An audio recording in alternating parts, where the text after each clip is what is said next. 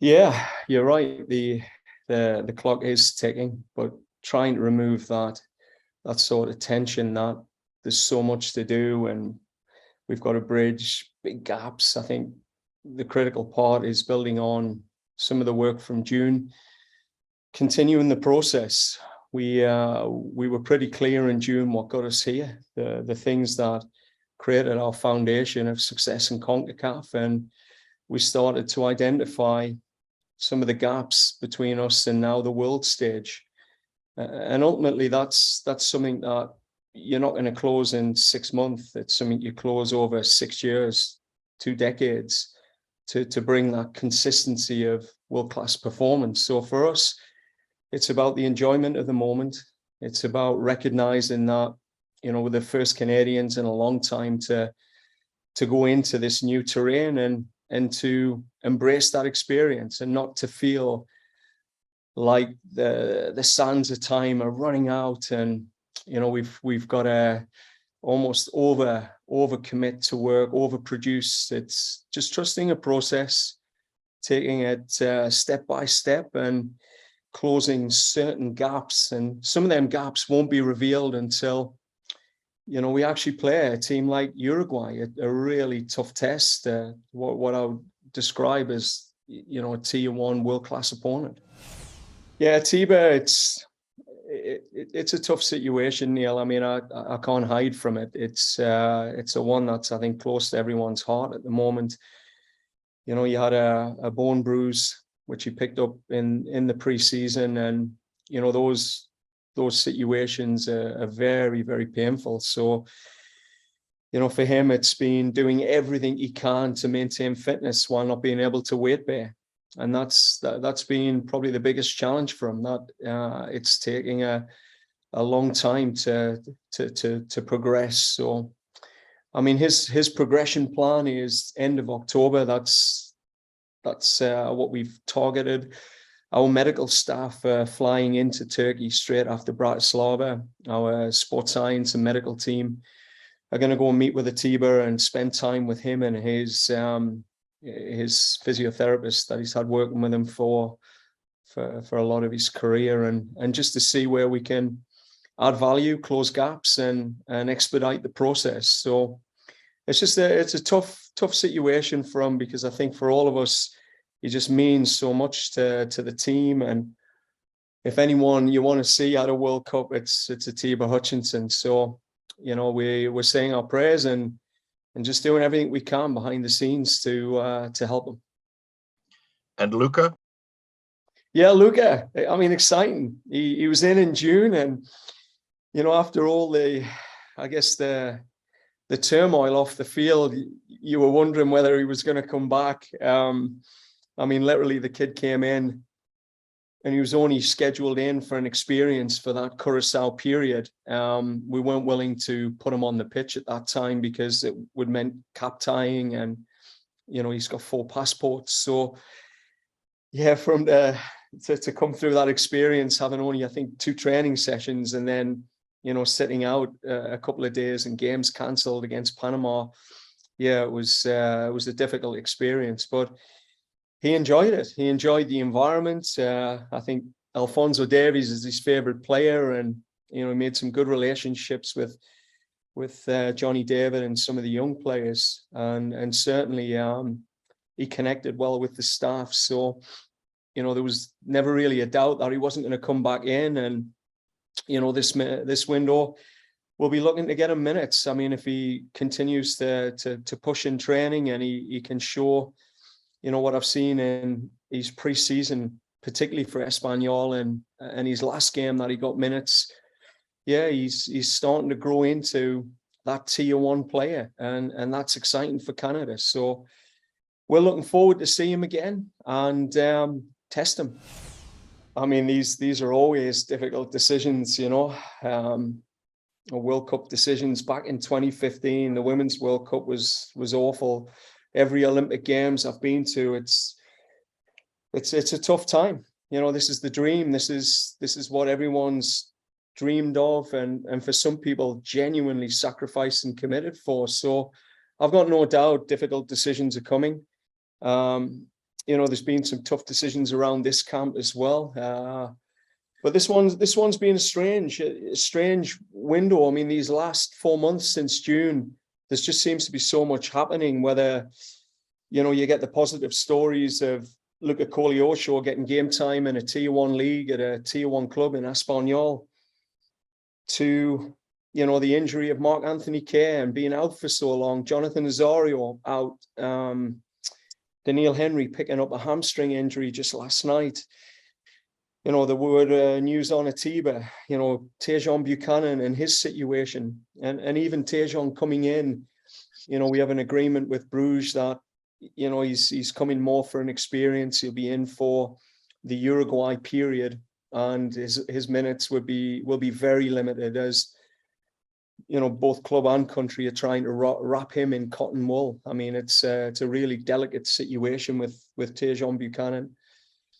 So I feel like, that World Cup window where we were going from week to week to week, like it felt like we weren't having these challenges, but there seems to be a lot of things going on. Kyle Laryea not picking up many minutes at his club, and then Theo Corbeanu coming on the scene at Blackpool. So there's things happening here that have been super positive, and some things that, keeping me up at night.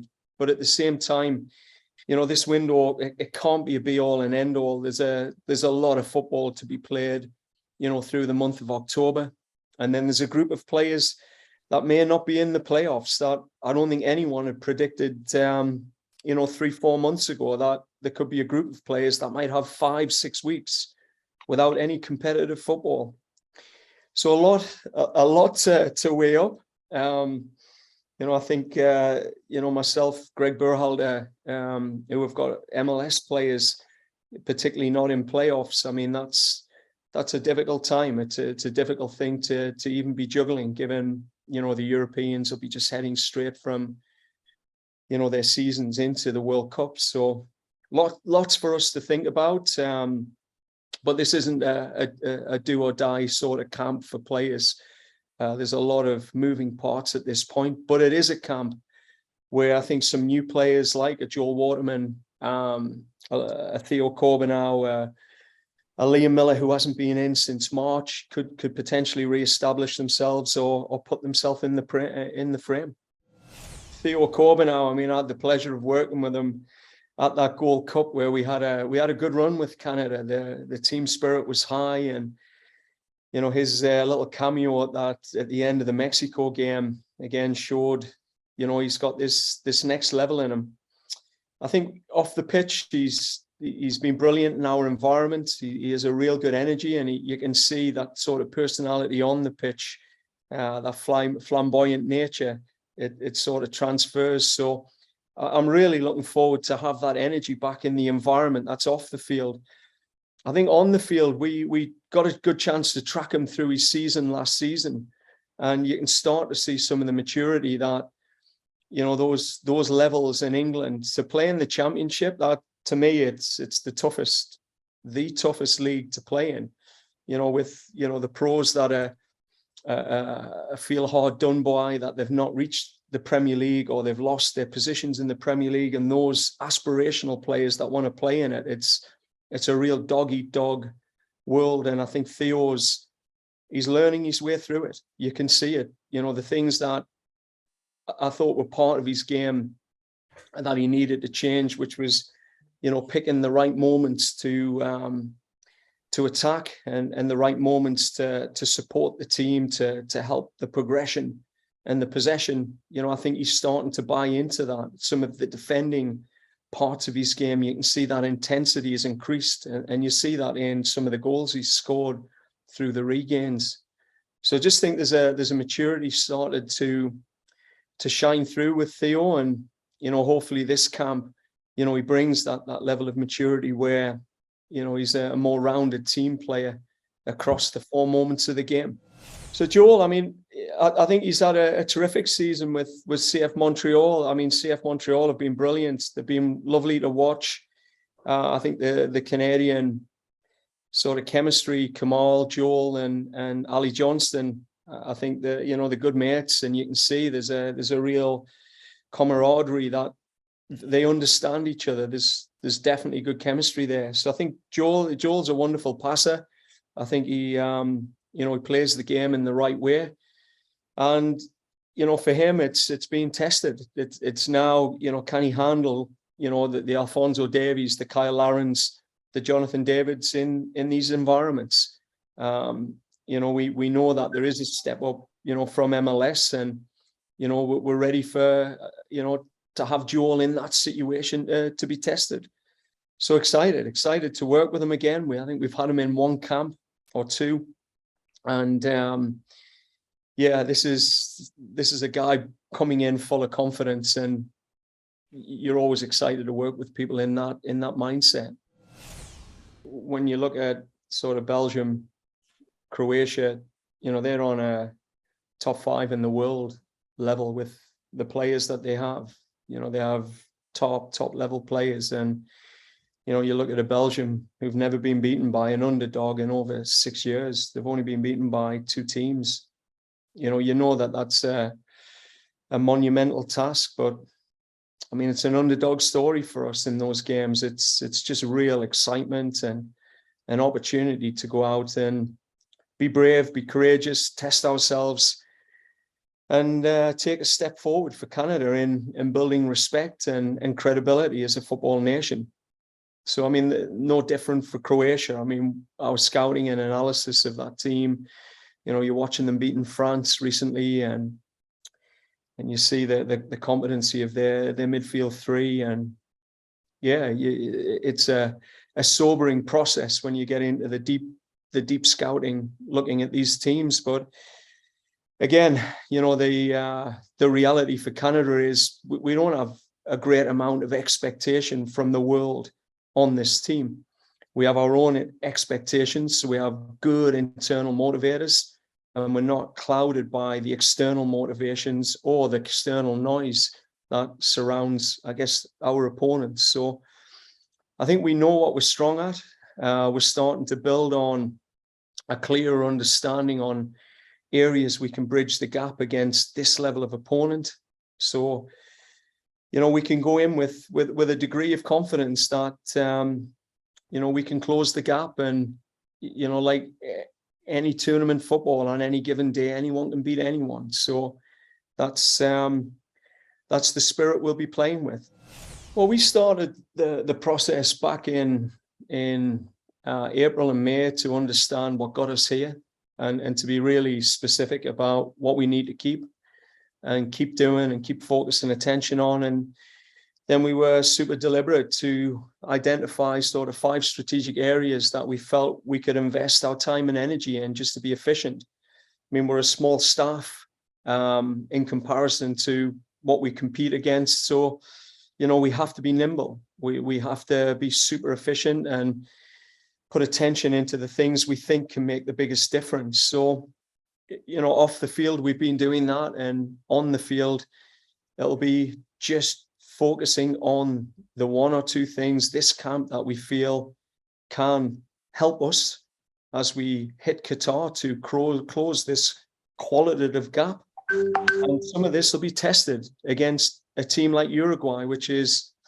the first in my tenure, and for many of these players, the first time we've played against a 400+ million value team. I mean, these are above and beyond what we've seen playing against the US and Mexico in terms of their qualitative realities. So, we're focusing on those things we believe can help close that gap. And, with more staff and more time, there might be more things you can work on, but we're very deliberate and focused on what we can affect at this point, given, as you've said, the time that we have.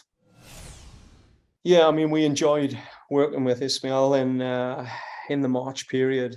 He had a real purple patch through the MLS and came into our environment on a real high. And in the environment, you get tested with tier 1 players and people with a lot of experience. And certainly as a training player, he was at the level. I think coming out of the camp, sometimes for young players, it can be too much too soon. And, you see this, they have their purple patch and then they have their dips and then they come back and up again. So, I think, this selection is at the right time. I think he's shown again some good form for his club. His club are on a real high at the minute, and you can see it's difficult to get into that midfield group with Samuel Piet and Wanyama in there. So you have got to assess he's progressing well as a very young man. I had a chance to speak to a colleague of mine who works at Norwich City, and they've done a real deep assessment on Ismail and feel, similar to us, he's got that tier 1 potential. He has the chance to really, push on in the world game. So for us, he's young.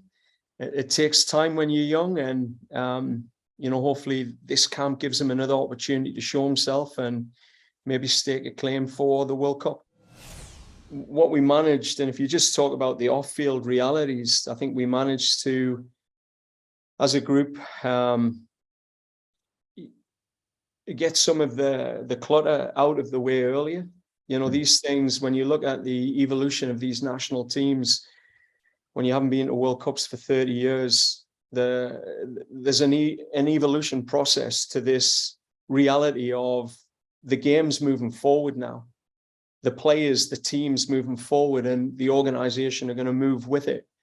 So a lot of countries have had these issues, challenges, and had to deal with them at the World Cup. The week before the tournament, the day before the tournament starts. So we've seen that through history. So for us, I think some of that was brought to the forefront early, which hopefully now gives us the ability to fully focus on the football side and be absolutely committed to only paying attention to the tactics and the team spirit and the things that are going to close the gap on the pitch. So I think that was a huge win for us in June. And then the other win is, while the players weren't on the field training, it gave us the opportunity to dive into more of the goal setting and to look at some of the off-field realities for this group, to help them understand where we're at as a team and gain the buy-in to the reality of we have to do things different. Like moving into this new jungle, which is world football. What we did in CONCACAF won't serve us as well as it will going on to this world stage, and being able to tell some stories around that, show the success of other teams that have been ready to do things a little bit unconventionally, and then also sharing the reality that, in the last 6 or 7 World Cups, there's only 3 teams that have broken out of the group stage with the sort of 3 tier 1 players playing in those leagues in the world. So what you're saying is it's possible, but the facts are telling you that it's near impossible. So we've got to be ready to do things different. So we got time to do that sort of stuff, that if you're on the training field twice a day, that stuff gets diluted. And so I think the message was really strong.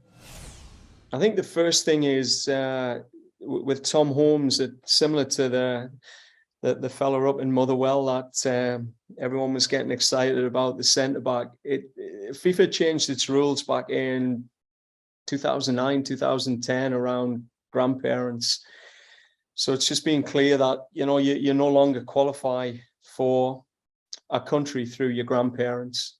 So I think we can get that straight today. And you guys can make sure that, the Canadian football community understand that if it's a grandparent, you're not getting eligibility for Canada. So that's pretty clear.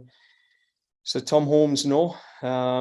Daniel Jefferson, it's ongoing conversations. I mean, you've got a young man in England who seems to be pretty committed to the England setup. Every conversation I have with him, he's proud of his Canadian heritage. He sees himself as Canadian. He identifies as a Canadian, and at some point wants to play for Canada.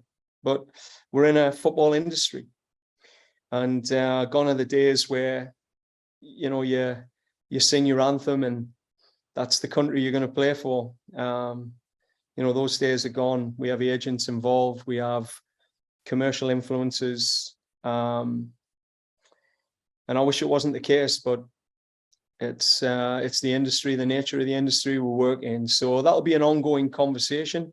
It might be something we see for the World Cup if he earns that spot, or it might be something we see in the future.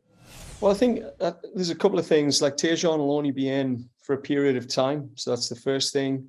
I think you've got a reality check that there's some forwards that might not make the MLS playoffs, and therefore that puts them in a bit of jeopardy around, how they're going to manage themselves through a 5-week period without any competitive football. You've got some forwards that have literally just, made a change in their clubs to get themselves more minutes, and their careers are going to be taken off again in the next couple of months, and some of them are out of favor at their clubs. So, we've got a bit of a mixed bag in that group, and there's also some players that are in flank areas that we'll also be looking at in the wing back role, and looking at that tactical flexibility that they may take a spot in this team because they show the ability to provide us with cover at wing back, as well as in that wide forward roles that they would normally occupy. So there's a little bit of that testing going on this camp to see if certain players will buy into those roles.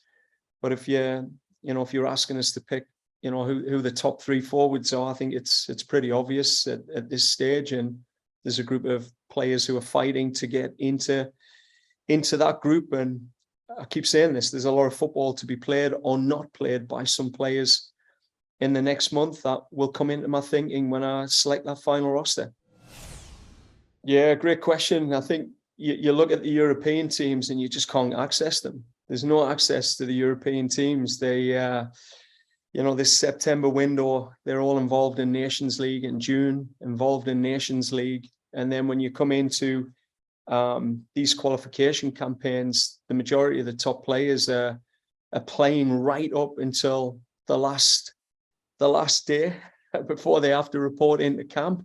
And some of these teams are obviously going to play earlier than Canada. So it's just been difficult to even get any European team around the table for a conversation. And obviously they tend to pick and choose who they want when they're the top nations.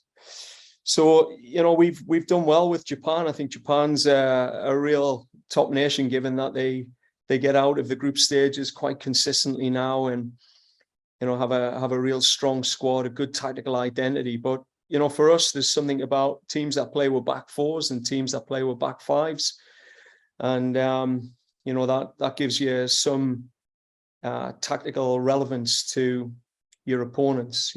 I think there's some similarities with styles of play with at least one of our opponents that will play to a key group stage opponent. So yeah, we've gone into it in the best way we can with, this is your wish list, but your wish list maybe in, again, 2 more cycles, Canada becomes, higher up other people's wish lists. We're still fighting for that respect, but I think we've got some good games here, particularly, I have to say the game against Uruguay. I mean, it was a massive coup for Canada to pull that one off in Europe. I know a lot of hard work went in behind the scenes to make that happen.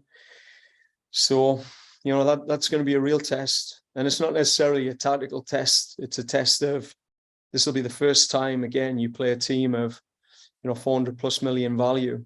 When you think you play the US and they're at that 250 mark, you double that now when you're playing Uruguay. You're playing Valverde, playing at Real Madrid. You're playing at Cavani at Manchester United. You're playing Nunes playing at Liverpool. Godin at Madrid, Atletico Madrid. It's just another level. And our guys, we can't wait. It's pretty exciting. Well, I think firstly, he has to play. I mean, he has to be playing. I mean, that was a big conversation myself and Richie had. There were loan opportunities in the championship that I was aware of, and each of them had their own strengths and weaknesses. I think coming back to TFC is loved by the fans there. I think, there's an element of just being able to rebuild your football confidence in an environment where the terrain, you understand the realities of the club. You don't have to think about all the other stuff. You can just slot in and play. And I think that's what he's been able to do. I think what you've seen is he's still building up that level of match fitness. And I'm talking about accumulative match fitness. I think, playing MLS, one of the toughest leagues in the world in terms of the amount of games and the amount of travel around games. And I think, Richie's building that, or he has been building that foundation across games. So, I'm happy to see him back. I think for all of us, it's just, we've had our fingers well and truly crossed that TFC, could get into the playoffs and push into the playoffs, because they've got, four of Canada's key players. So yeah, we're still got our fingers crossed that it doesn't end at the first week of October, and we're left with 4 players who don't have any games for 5 weeks, and then we're into some kind of off the field training regimen, which we've been designing it as a worst case scenario. That's what I'm saying. It's been a real roller coaster. Like, there's been some real highs watching these players evolve and improve, and then others there's been that decline for whatever reason. So, this is a massive high for Canada. I think Stefan and a lot of us who've worked with Stefan have always had the belief that he can operate at that level. He just needed the opportunities, and he's grinded it out there. There's no doubt he's worked hard, and when the opportunity finally came, he took it with 2 hands, and I feel like I've seen that throughout his whole career. So for us, him getting those Champions League minutes, playing those big matches against Sporting, etc., they're the critical minutes that you've heard us constantly harp on about, Canada increasing their number of players that have tier 1 experiences at the club level, because it's not just, looking at the badge that they play for. It's the intensity and scrutiny that these players have to play with, playing at the top club in their country. And then ultimately the scrutiny and the travel realities and the crowds that they have to deal with going into, hostile environments in Europe. So he's a great ambassador of, I think, the Canadian story of a kid who, left home, took some risks young, had to grind it out in the lower leagues in Europe, and just worked his way, overcome an ACL injury, a tough move into Mexico, and just fought his way back. It is one of the great stories, I think, of Canadian football in recent times. We've seen these stories of Atiba and the Milan Bojans, etc. But, Stefan's is right up there to inspire any young Canadian kid.